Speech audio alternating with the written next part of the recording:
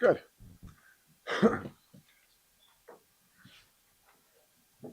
Well, it was suggested to me to lead off with the quarterback so he wouldn't ask any questions. Um, so I would say that I don't believe that Billy will be playing. He didn't practice. So obviously Danny would be the guy we would go with, and Hunter would be the backup, and we would just proceed from there.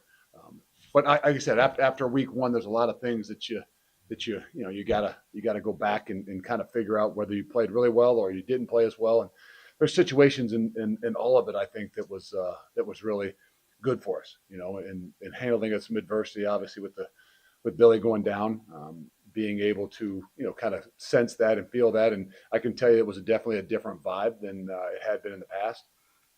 I think the thing that stands out to me more than probably any of what we got to do a lot better job of is special teams wise. I think that we left some situations out there last week that we cannot have, and we've got to get better at. Whether it's the punting situation, whether it's down the ball inside, the one rolled into the end zone, just our ability to affect the punter in more ways. So there's some things there that I thought that showed up as game one. Everything else that we were hoping to see was with playing clean and playing fast. I think there was things we obviously can get better and will get better and need to get better at. But as opposed to, I think both offensively and defensively, I was not surprised. I was happy with where we continued to progress through the entire game. The special teams was the one that kind of stood out to me. That that's not the probably the standard that which we want to be able to play by, and something that's going to be an asset for us throughout the entire year, both just in execution as well as in some of the efforts on some situational stuff, whether it was blocking the kick or even covering the kick. So those are areas for us this week to really kind of focus in on, as well as obviously things offensively and defensively. Um, but wrapping it up, it was a phenomenal night with an incredible atmosphere that I know a lot of people enjoyed. I know my family enjoyed. I know the guys on the team enjoyed jump around and things like that. I don't know that I get to enjoy it quite as much when it's 10-0 and you're looking down a third and long situation. Just trying to make sure you're secure to what you're doing. But it was an awesome night with an electric environment, and hopefully we can create a lot of those and again this week. Go ahead. I think we can hear you, but go ahead. Luke, you talked about Danny stepping in. He talked about that kind of line that you have to straddle between like being self-confident and kind of cocky at times as a quarterback. Just how do you see that coming out and how he plays or how he carries himself throughout the program? Well, I think it's authentic. I think that probably is one thing in a short amount of time that I felt, as well as I'm sure the guys have felt. That there's a difference. I love an athletic arrogance. They're borderlines on some things that then become cocky that can maybe rub some people. And I don't mean that you're worried about rubbing people the wrong way, but in a in the complementary world that we want to be in. But I think he straddles the line. I think he does a really good job. I think it's authentic. I think he really does have a confidence in what he does, and you can see it every single day. But there's a lot of growth, and I'm sure he will be the first to tell you that whether he was prepared, he also probably recognized some areas where, okay, I got to do a better job in my opportunities to run this team and run this offense. So there'll be a lot of growth. I think that everybody, the old cliche of every coach, right, between game one and game two is where you see some of the greatest growth. I think you'll see some of the greatest growth in just the way that some of those guys that had opportunities for the first time go about their business to prepare for the way to play. Jim, sticking with offense, we saw a lot of guys get touches, especially Yeah. early in the game. That that was that happened here in camp a lot too. Do you think that could be a strength of this offense? I do, and I think maybe you're referring all three from the tailbacks. That there was some balance. Obviously, I think Dylan got the workload, but Darion got enough, and Cade got some, but also the wideouts. So as you saw throughout the camp, it wasn't like it was, hey, there's one target. Throughout the entire camp, I thought there was days where guys would have 2, 3 balls, but the next day maybe somebody else had 2 or 3 balls. So I really do believe that the strength of I'd say the skill positions offensively is that there's some there's some depth to what we're doing, and guys have different skill sets. And I think offensively we can use them in different ways. And obviously if you get a hot hand, whether it's at the tailback position or even at a wideout position, you would be able to kind of roll with those things. But I think that the offense lends for us to be able to move the thing around so people can't kind of focus in on one specific thing. The amount of personnel that you use, the guys that you use, does kind of divvy up the opportunities on the field. So there's not one tailback, whether he's carrying the ball or not, that played, 70% of the snaps. So I think that in my vision, that in the long run, that's what gives you the opportunity to continue to get better and play your best ball at the end of the year. We got to continue it. Luke, Jackson Aker, a couple things. One, where have you seen him grow as he's kind of taken on this role this year? And then the other part of it is, as a guy who, I guess is officially a tight end, but he still does some fullback things, does that mean that maybe there's some more on his plate than the typical tight end? Yeah, I think if we look back at it, I think in week one, we love Jackson. I think that he's one of the more versatile guys in college football, to be honest with you. Now, I don't watch a ton of it, obviously, just in week one. But I think that we maybe had a little bit too much on his plate. And I think Grant Stett going out and playing the way he did, and performing and playing fast, I think gives us a better opportunity maybe not to use Jackson in quite as many of those situations where we can kind of focus him a little bit more, playing fullback, at playing tailback, at playing some of the H things, and maybe even be able to utilize him and get him the ball more than we probably did. Of the ability for us to move the ball, I don't think Jackson got a ball. And in my mind, that would be something that we got to do a better job of, because I think he's dynamic in a lot of different things, but he's pretty dynamic with the ball in his hand, catching it as well as running it. So I think as we continue to move, down the road here and get better at the things that we do, finding where Jackson's strong suits are, we've got to continue to do that, because a guy like that's as versatile as he is, sometimes you become a jack of all trades, and you don't give him some of those opportunities to actually, show some of the skill sets that he does have. Coach, after the game, you had mentioned how, given it was week one and ramping up a new offense, Billy got around 85% of the practice snaps kind of in the last 6-7 days, kind of entering a similar situation with Danny now getting the ramp up. Do you expect something similar to come this week? I don't know. I mean, we'll obviously probably recognize that and maybe not be 85%. And I don't know if it really was 85%. I just know that the nature of it, he was in there a bit more than Danny was last week. We still got to see. We're early in the week. I think it will kind of lend to how they take control of the things that they're doing, whether it's Danny or even Hunter. But by nature, I think that our one quarterback is going to get 75% of the snaps going into a week, just by nature.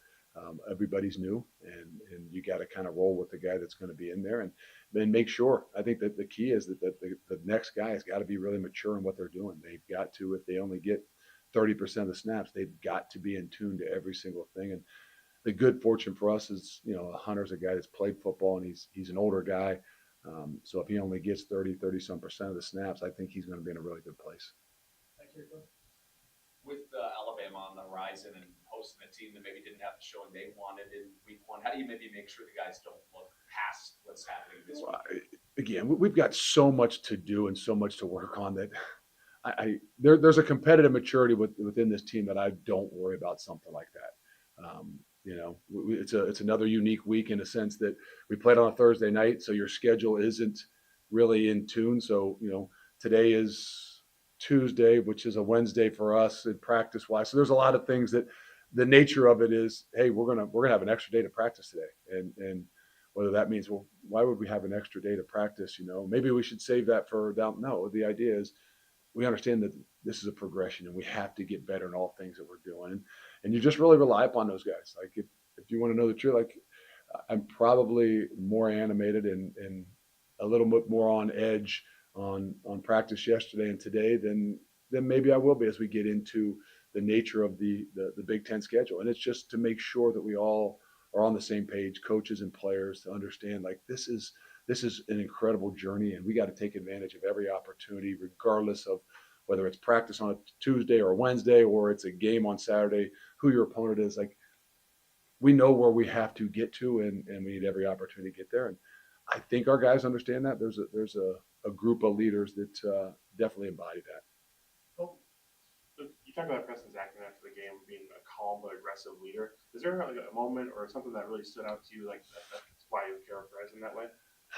After last year, to be honest, not that I had a ton of conversations with Preston, but sitting down with him and kind of looking over last year's and challenging him in a way that, hey, look, you know the game, you understand the game. You've got to be more aggressive in the things that you're doing. And I'm probably speaking a little bit more towards the end of the year, um, and I don't know that I noticed a complete difference in spring football, but there was a difference. And then fall camp, just the nature of the guy out there taking charge. And like I told you before, I've always kind of been a middle linebacker, is the guy that takes charge. He makes all the calls and somebody from within the middle. And we still have that, but there's a nature of from the back end of who's making a lot of those calls and really kind of helping lead those things on the field. Um, but it's come along with his ability to be more aggressive, whether that's in his leadership, whether that's taking charge, and then obviously as we saw on Thursday night in his play. And those are aggressive plays that he made. That I, be honest with you, I don't know that he makes last year. I'm not saying he wouldn't have made the first interception. The second interception is really his ability to be aggressive, his ability to trust his instincts, and his ability to trigger in some ways. And we've seen it. I've seen it all through fall camp, and I'm encouraged and excited about where he continues to grow to. Just working on something on non-conference scheduling. I think you're one of only a few Big Ten teams that's both playing a non-conference game against a Power 4 school and also not playing any FCS teams. Would you like to see a requirement for Big Ten teams either to schedule at least one P4 team or to I don't know schedule that. FCS? I don't know that there's the time to talk about. We all have opinions on scheduling and things like that, and hopefully the new where we're going in college football, these things won't be scheduled 10 years out. So you have a better idea and opportunity to schedule what's going to be best for you within your program. I think that as we've learned in college football, um, everybody by nature does what's best for them and their program, and that's the way you got to look at it. Whether you want to complain about the way somebody else schedules or the way you schedule, I mean, let's be honest. We all got to do what's best for us. We got to do what's best for our team and our program. And there's some things that are already dealt to us that we have to continue to go with. But where it goes in the future, to be honest with you, I'm not positive. Coach, even when he was being recruited a couple years ago, Sebastian Cheeks was kind of labeled as a tweener. Was he an inside linebacker? Was he an outside linebacker? A lot of times those guys can really struggle at this level to produce and find a home. What is it about him that's allowed him to be arguably the most consistent guy in that room? You know what? I was excited to see what Sebastian did Thursday night because it was his first real opportunity, to kind of start to kind of do what he's done since spring football and all through fall camp, and I wasn't surprised, but I was really really encouraged because I had seen this consistency, I had seen this nature and this knack for being able to rush the passer, but also this ability to be physical in the run too, and so. I'm not saying we stumbled into the right position for him, but with some of the situations that happened even last year in fall camp, we kind of had to shift him over to the outside backer, and it wasn't hard to just figure. I think this is his natural position. This is his natural spot, and I still think he's young at what he's doing, but I do think I know that he's in the right position. I know he's going to get better because he is one of those guys that maybe doesn't emotionally show it all the time, but is a guy that's kind of that perfectionist that's always working at it. And, I think that I think he's just, to be honest with you, scratching the surface. I think there's a lot of things that he can do. We will continue to do with him. And it's not just going to show up sometimes in the stat sheet. I know that he had maybe a sack or didn't have a sack or I don't know what it is, but I can tell you this, that he's a guy that people are going to have to know that he's got some versatility, whether that's rushing, stopping the run, or even his ability to play in some coverage stuff.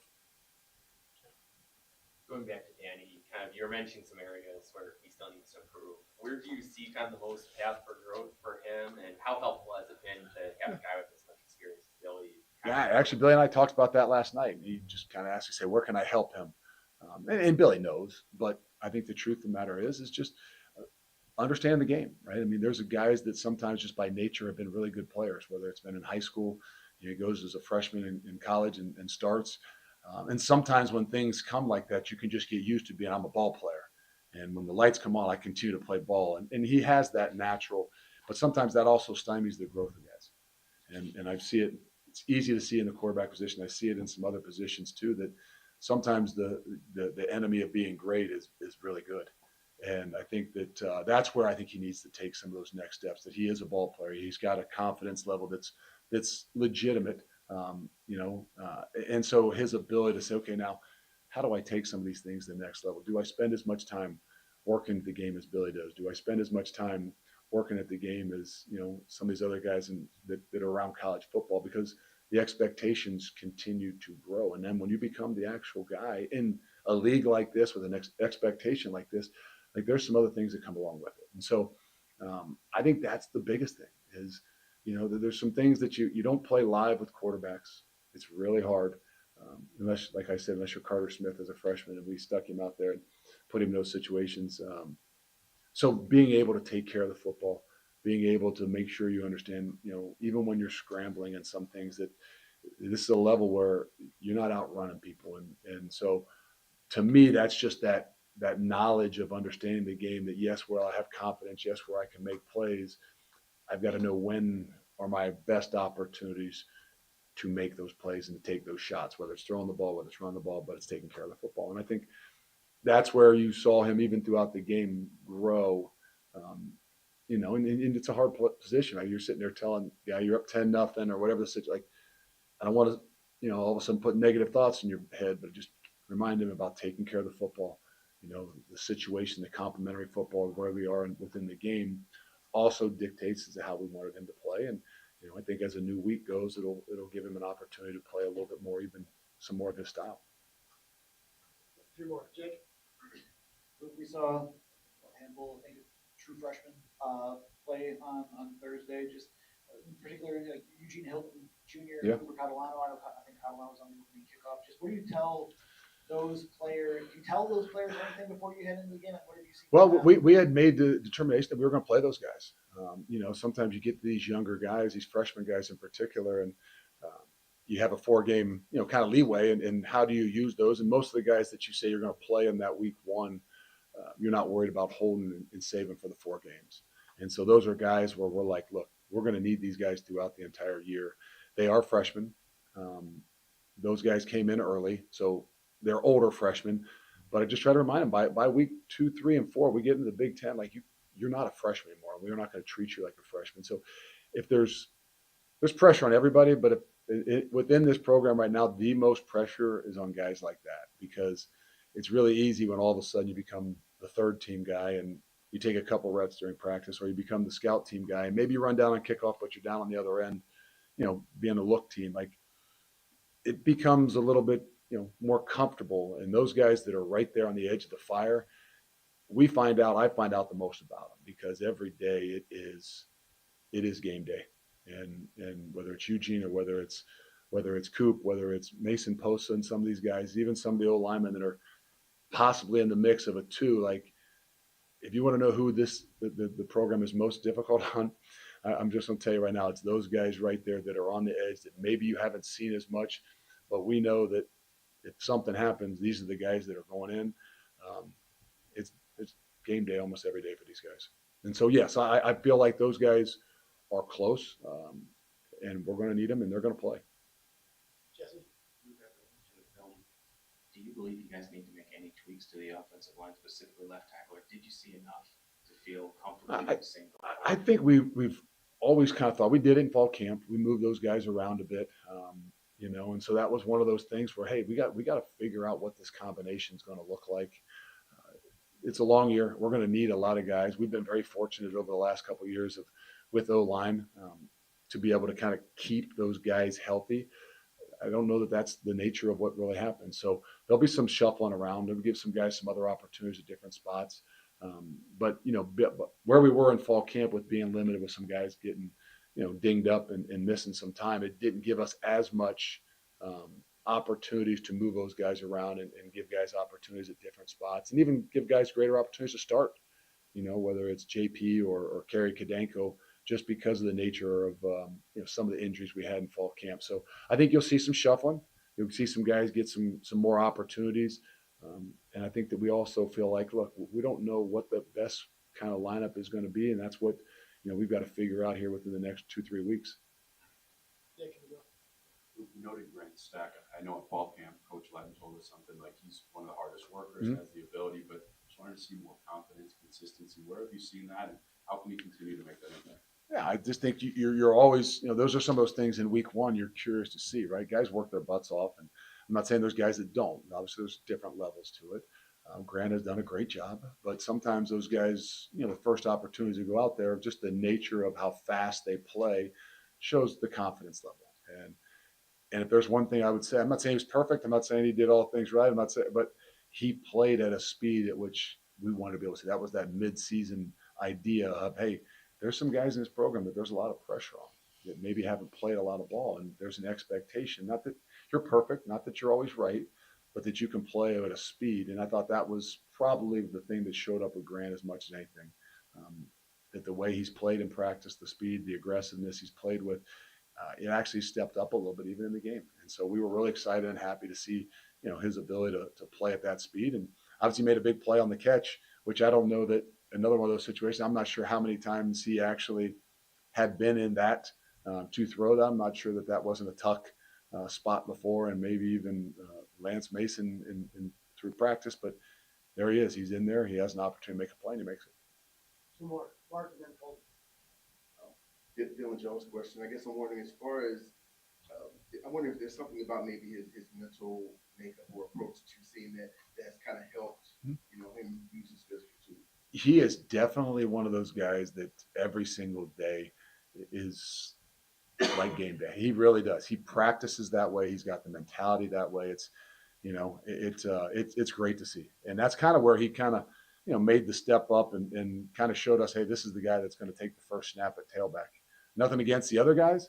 It's just his being tenacious, his toughness, his every single day, his ability to show us that, hey, he's gonna make a cut. He's gonna get the thing vertical, and that's the thing that we were looking for as much as anything. I think that room has competitive nature. That room has talent, and I think that he's made that room better because it is a competitive room, but he has another little competitive edge nature that makes a lot of those guys around him better.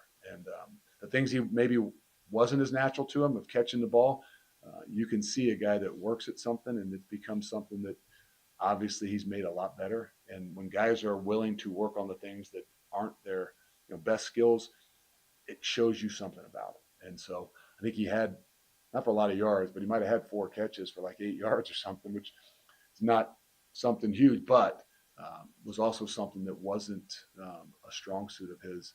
And he makes everything some way, somehow. He's going to make everything part of his strong suit. So I think he's separated himself in some of those ways, but he plays bigger than the 205 that he's listed at. And so we also have to be smart with him too. Colton, bring us home. Luke, I'm not sure how much experience you have with this throughout your head coaching career or even as an assistant, but Jeff Grimes up in the booth. Just how did that kind of change the operation for you guys, or how much practice can you get with that to a game one situation? No, I don't know that. I mean, I think he's been through the ringer a few times, and I wasn't worried about him not being in the booth for the first time and not having the guys in the field. I think that the way we go about the things that we do, obviously with huddles and with wristbands, and there's a lot that's explained within that. So I don't know that being on the field is overly necessary. He's got a lot of confidence in the guys that are down the field and the ability to look in guys' eyes. But I've had it all different ways. I've been the guy, calling defenses and been up in the box. I didn't love it, but I also knew that it gives you a little bit of different perspective. It gives you, the ability to really kind of be calm enough to do the things you need to do. And I think it can be much more difficult when it's on the field. And so that's a decision that I think he feels was best. And I don't think it has any issues with it. I mean, if anything, I think it helps us. It helps us in the rhythm because as you see, when you huddle, there is a rhythm that you got to be able to keep. And that was probably one of those things as Danny went in, if there was any of the growth that we've got to be able to do, it might've been, there were some issues there. And that's just probably that new guy, that young guy that getting 30% of the reps, we weren't as efficient in what we needed to be getting in and out of the huddle, giving us the opportunity to do the things we need to do at the line of scrimmage. And as you noticed, or if you didn't notice, I think we burnt 2 timeouts in the second half in those situations, and that is not something that we want to do. If we burn them in the first half, I can live with it a little bit, but to burn them in the second half doesn't give you the opportunities if you need them in the fourth quarter, and that's where some areas we got to do a better job at. Thank you, Coach. All right, thanks. Thanks.